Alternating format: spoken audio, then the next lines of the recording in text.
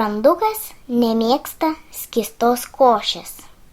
Sakykit, vaikai, ar jums patinka duona, ant kurios kažkas ką tik užpylė vandens? Tada ji tokia ištižusi ir beskonė.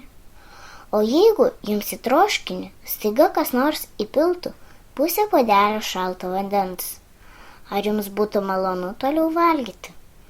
Maistas tokiu atveju taip pat atšąla. Bet tai dar ne viskas. Jis praranda savo skonį, o jeigu vanduo nevirintas, tai maistas gali pasidaryti visiškai netinkamas. Tačiau blogiausia, jeigu taip atsitiktų jums valgant. Jūsų nuotaika ir apetitas būtų sugadinti visai dienai.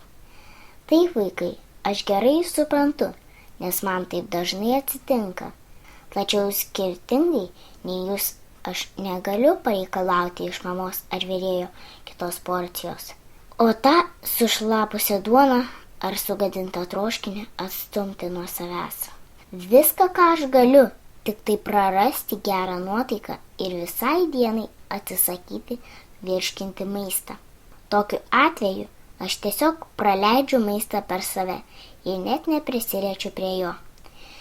Ir ką aš turėčiau daryti, jeigu pačiam virškinimo įkarštį, kuriam aš taip ilgai ruošiausi, staiga ant manęs išpila visą stiklinę šalto vandens? Vaikai, prašau, negerkite vandens valgydami, juk aš galiu sušlapti ir susirgti. Gal aš ir nepersišaldysiu nuo šalto vandens, tačiau man reikės gerokai pavargti, kad susitvarkyčiau ir atsigaučiau.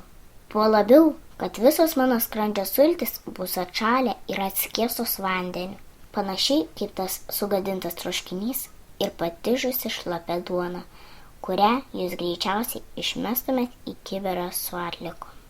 Iki sekančio susitikimo.